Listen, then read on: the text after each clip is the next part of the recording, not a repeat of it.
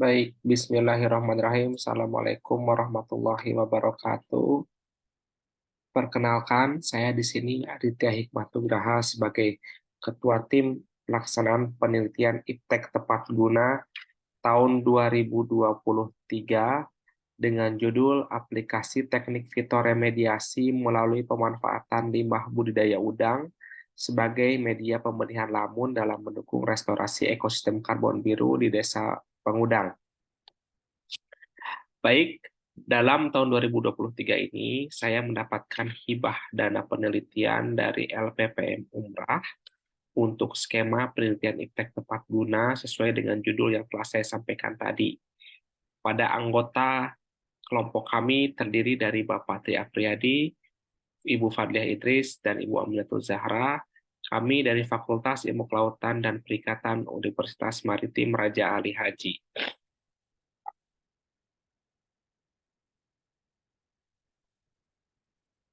Baik, bab 1 pendahuluan meliputi latar belakang.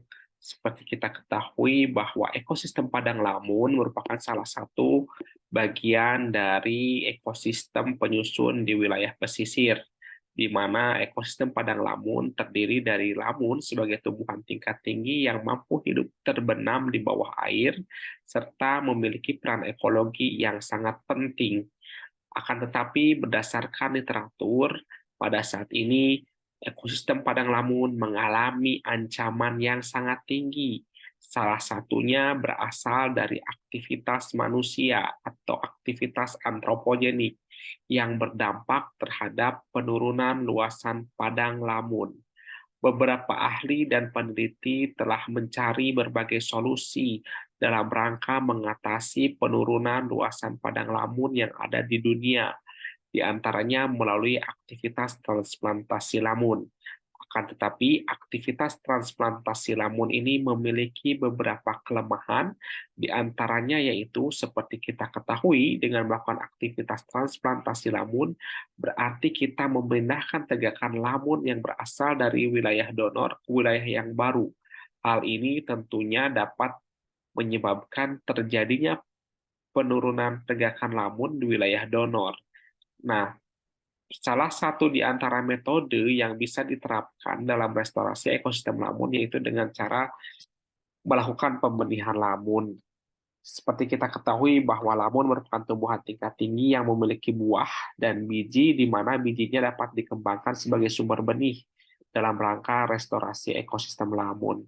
Aktivitas pembenihan lamun dipengaruhi oleh beberapa faktor, karena lamun sebagai tumbuhan tentunya perlu masukan-masukan atau faktor abiotik lainnya yang mempengaruhi kehidupan lamun. Di antaranya adalah nutrien. Nutrien merupakan salah satu sumber masukan yang mendukung bagi pertumbuhan benih lamun.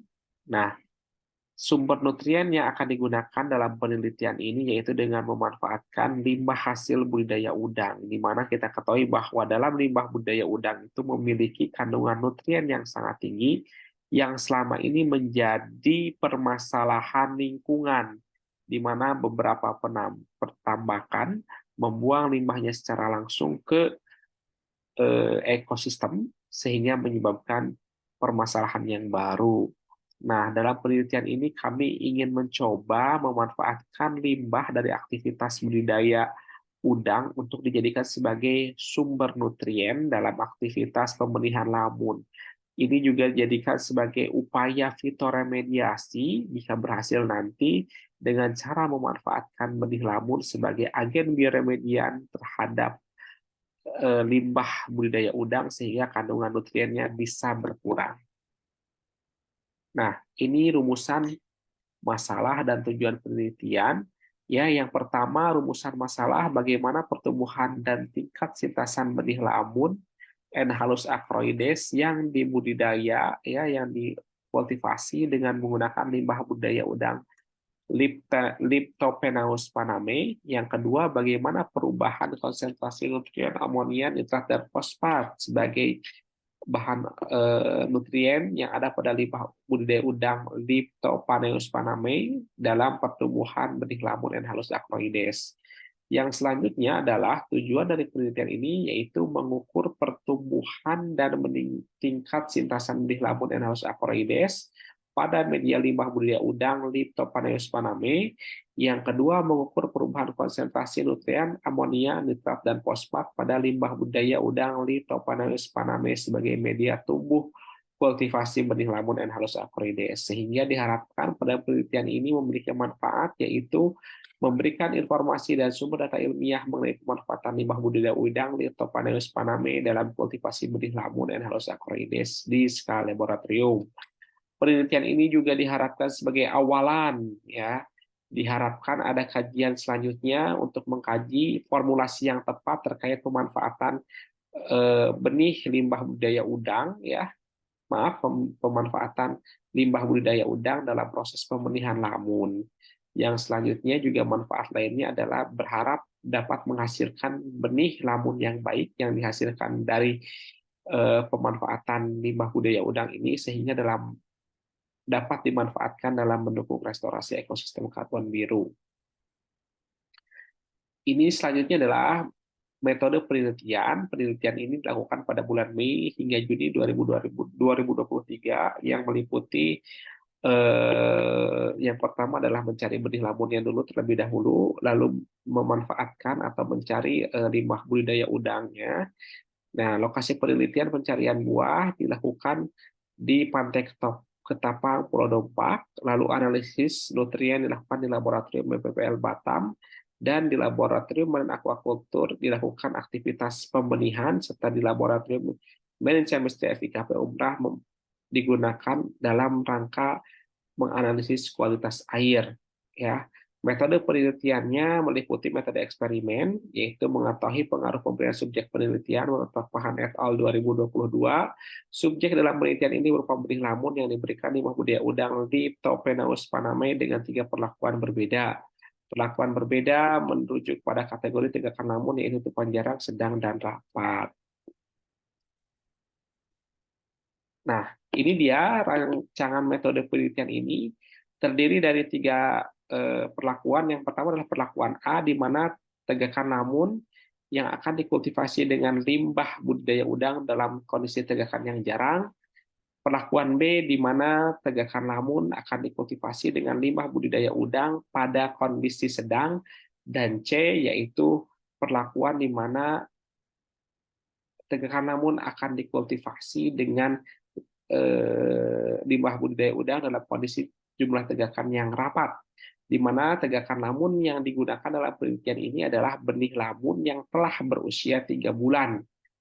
Selanjutnya dilakukan penambahan limbah, ditanam, ya. Setelah ditanam, diamati bagaimana laju pertumbuhan, tingkat sintasan, ya, yaitu dalam rangka melihat respon dari pemberian limbah tambak udang, serta dilihat hasilnya seperti apa, termasuk juga bagaimana kondisi kualitas perairan pada saat proses kultivasi berlangsung. Ini analisis data. Yang pertama yang dilihat adalah terkait dengan laju pertumbuhan, di mana laju pertumbuhan dianalisis dengan cara melihat pertumbuhan panjang terhadap durasi waktu pengamatan. Begitu juga dengan tingkat sintasan, yaitu untuk melihat seberapa banyak benih lamun yang masih bertahan di akhir penelitian. Dengan cara menghitungnya membandingkan, ya, jumlah benih yang masih hidup di akhir dibagi dengan jumlah benih yang ditanam di awal dikali 100%. Nah, lalu analisis data lainnya itu mengenai analisis nutrien pada limbah, yaitu mengenai amonia, ya, di mana amonia dihitung dengan menggunakan pengamatan di laboratorium, ditentukan antara 0,1 mg per liter dan 0,6 mg per liter NH3N atau amonia pada panjang gelombang 640 nanometer. Metodenya mengacu pada SNI 06698931-2005 dengan menggunakan prinsip spektrofotometer. Lalu nitrat diukur dengan metode spektrofotometer untuk nilai 0,1 mg per liter sampai 2,0 mg per liter menggunakan metode Brusin dengan spektrometer fotometer pada panjang gelombang 410 nanometer dengan mengacu kepada metode SNI 06698931-2005, dan fosfat, ya, dianalisis dengan metode spektrofotometer, yaitu dengan asam askorbat mengacu pada SNI 0669931 2005 dengan konsentrasi mulai dari 0,0 fosfat per liter ya miligram per liter hingga 1,0 miligram per liter fosfat. Nah, sedangkan analisis statistik ya diamati untuk melihat adanya perbedaan atau tidak pada laju pertumbuhan dan tingkat sitasan benih lamun analysis acroides yang dianalisis secara statistik menggunakan uji two-way ANOVA without replication dengan tingkat kepercayaan 95% ya menurut Andika et al 2020. Analisis data dilakukan dengan menggunakan Excel 2016. Ini dia dokumentasi proses pengambilan data dalam penelitian ini ya dimulai dengan penyediaan benih lamun, pengukuran kualitas air ya yang dilakukan di laboratorium ya dengan cara mengukur DO, lalu analisis nutrien seperti gambar ini yang dilakukan di laboratorium. Ya, hasil dan pembahasan berdasarkan data penelitian yang telah kami peroleh bahwasannya ya pada perlakuan yang memiliki jumlah lamun dalam kondisi jarang, dia memiliki pertumbuhan yang cukup drastis menurun. Ya, begitu juga dengan tingkat sintasan, di mana pada tingkat sintasan pada perlakuan A, yaitu perlakuan dengan jumlah tegakan lamun yang paling sedikit, itu dia memiliki nilai sintasan yang paling rendah. Hal ini jika kita lihat, kita kaitkan ya dengan cara mekanisme respon fisiologis benih lamun, di mana kita ketahui kalau kita lihat bahwa jumlah konsentrasi nutrien yang diberikan pada semua perlakuan adalah sama. Ya, adanya jumlah lamun yang sedikit di sini mengakibatkan beban serapan terhadap nutrien terlalu tinggi yang diserap oleh setiap individu lamun, sehingga menyebabkan ya setiap jenis lamun mengalami kolaps karena terlalu banyaknya konsentrasi nutrien yang diserap. Ya, hal ini menunjukkan terjadinya penurunan pertumbuhan karena jika dilihat daun lamun yang dikultivasi pada akuarium mengalami pengurangan panjang daun. Ya, semakin drastis menurun pertumbuhan, hal tersebut juga menyebabkan semakin rendahnya nilai tingkat sintasan pada benih lamun. Ya, akan tetapi pada perlakuan dengan jumlah tegakan yang begitu banyak dalam kondisi padat, ya, dia memiliki laju pertumbuhan yang relatif lebih baik jika dibandingkan dengan dua perlakuan sebelumnya. Tentunya hal tersebut berdampak juga kepada tingginya tingkat sintasan benih lamun. Ya, hal ini mengapa bisa terjadi? Karena dengan banyaknya jumlah tegakan lamun yang ada pada akuarium, ya, mengakibatkan pembagian nutrien diasumsikan menjadi lebih sedikit yang diterima oleh setiap tegakan benih lamun. Ini dia kualitas air dimulai dari pH dan suhu umumnya mengalami perubahan ya seiring berjalannya waktu, tetapi perubahannya relatif stabil ke arah yang lebih baik ya sepertinya adanya pH, suhu yang semakin meningkat akibat tingginya aktivitas metabolisme dari si benih lamun. Lalu juga salinitas ya mengalami peningkatan karena terjadinya proses penguapan ya akibat adanya kenaikan suhu yang berasal dari cahaya lampu yang dapat memicu terjadinya penguapan dan meningkatkan salinitas. DO juga semakin menurun. Hal ini dikarenakan oksigen terlalu dimanfaatkan dalam mendekomposisi nutrien sehingga DO mengalami proses penurunan. Ya, penurunan ya seperti kita ketahui bahwa DO adalah parameter yang menggambarkan terkait dengan kondisi oksigen terlarut.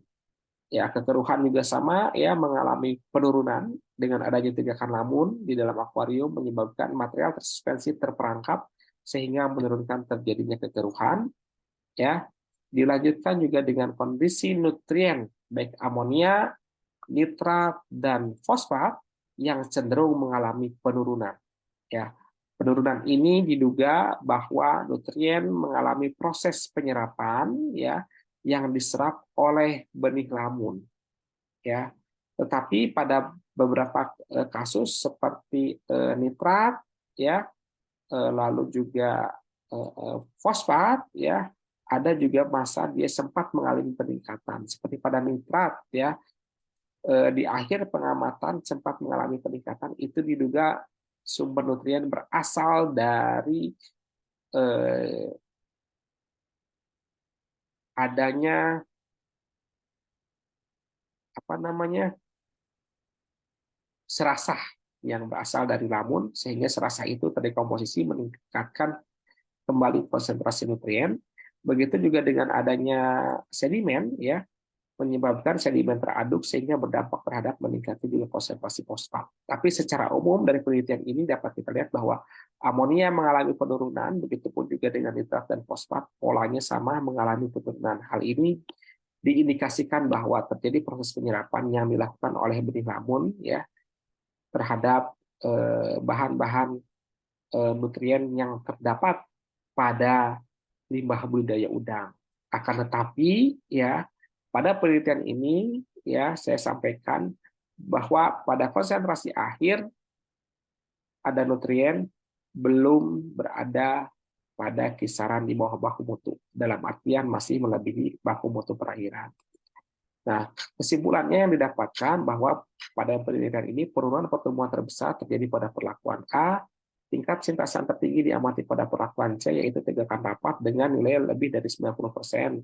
Sedangkan penyerapan fraksi nutrien amonia, nitrat, dan fosfat yang terdapat pada limbah budidaya udang Lithophanaeus paname optimal terjadi pada perlakuan C, yaitu dengan tegakan rapat memiliki nilai paling rendah pada akhir penelitian dengan nilai amonia 0,03 mg per liter, nitrat 1,17 mg per liter, dan fosfat 0,43 mg per liter.